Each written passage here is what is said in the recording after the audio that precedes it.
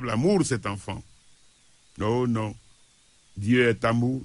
Mais lui, il n'a pas ressenti de l'amour. Il a senti la haine, le rejet, le dérangement. Dieu dépose toujours dans le cœur de l'homme son amour. Mais malheureusement, la haine, la rancœur que l'on a montrée pour cause de la venue de cet enfant vont prendre la place de cet amour. L'enfant sera troublé. Pourquoi ils me haïssent comme cela? Il sera honteux. Tout le monde me rejette. Je ne suis donc pas quelqu'un de bien. Il est, dit-on, l'enfant du péché. Qu'est-ce que l'enfant peut comprendre au péché? Lui qui veut vivre. Mais il y a péché. Les conditions dans lesquelles il est conçu. Les conditions dans lesquelles les parents rejettent. La haine, l'amour, c'est la haine, le refus d'aimer. N'est-ce pas le péché grave?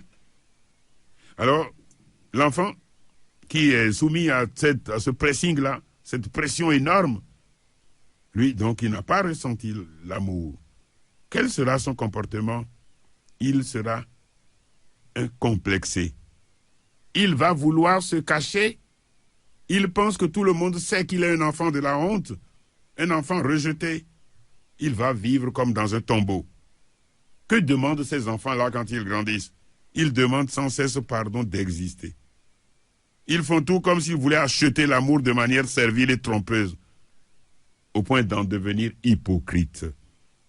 Leur conduite dans la vie, c'est un enfant hypocrite, dira-t-on, mais on ne sait pas que c'est lié par les conditions dans lesquelles cet enfant a été conçu et rejeté.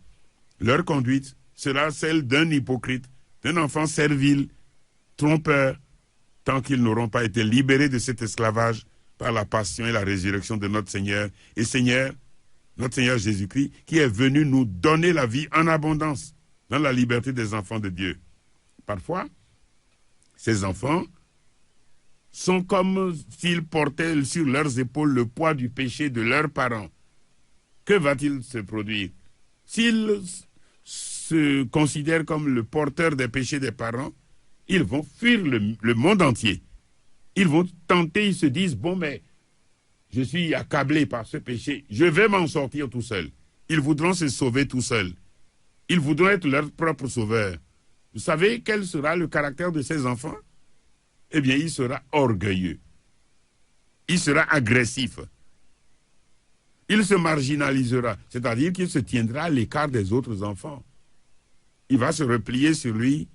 Il sera un enfant essentiellement indépendant. Pourquoi? Mais pour se protéger, pour ne pas être tué. C'est sa peur inconsciente.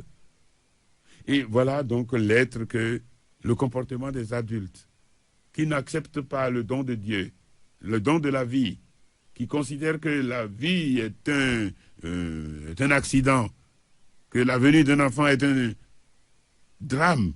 Voilà les conséquences que cela a sur ces êtres. Nous allons commencer à parler maintenant d'un ensemble de conditions qui vont influencer la vie de l'enfant et créer des blessures graves. Le parcours que nous avons fait maintenant, vous voyez, nous avons vu les blessures reçues dans le sein maternel. Tout ce que je vous ai dit depuis la conception jusqu'à ces enfants rejetés par pour le sexe que les parents désiraient et qu'ils n'ont pas, pour ces enfants dits de la honte ou du péché, tout cela se passe dans le sein maternel. Mais il y a un moment de la vie des enfants qui est décisif aussi. C'est le moment de la naissance. C'est passer du monde, du sein maternel au monde des hommes, au monde du soleil, au monde de l'air, au monde des relations avec les autres. Tous ceux qui le blessaient, il va les voir de ses yeux maintenant. Tous ceux qui l'ont rejeté, il va connaître leur visage. Eh bien, il va y avoir un moment particulier. C'est le moment des naissances. Surtout quand les naissances sont difficiles, l'enfant va être blessé. Ces blessures-là sont également très graves. Que va-t-il se passer? Au moment des naissances difficiles, l'enfant, vous ne l'avez pas oublié, enregistre dans sa mémoire les mots, la plus petite phrase qui ont été dits à son sujet. Et tout cela reste inscrit en lui. Je vous ai dit, c'est comme une motte d'argile pétrie, fraîche. C'est comme une cire. Moindre influence de ce qu'il a entendu ou de ce qu'il a vécu s'inscrit en lui. Imaginez par exemple qu'à la naissance, l'enfant ne soit pas très beau et qu'en plaisantant, une sage-femme dit « Ouh là là, quel vilain bébé, quel affreux bébé !» L'enfant se dit « Mais mon Dieu, que lui ai-je fait à moi? Que lui ai-je fait à celle-là pour qu'elle m'appelle affreux? Donc je suis affreux. » L'enfant se replie sur lui et une blessure naît. Ou bien encore, l'enfant sort du sein.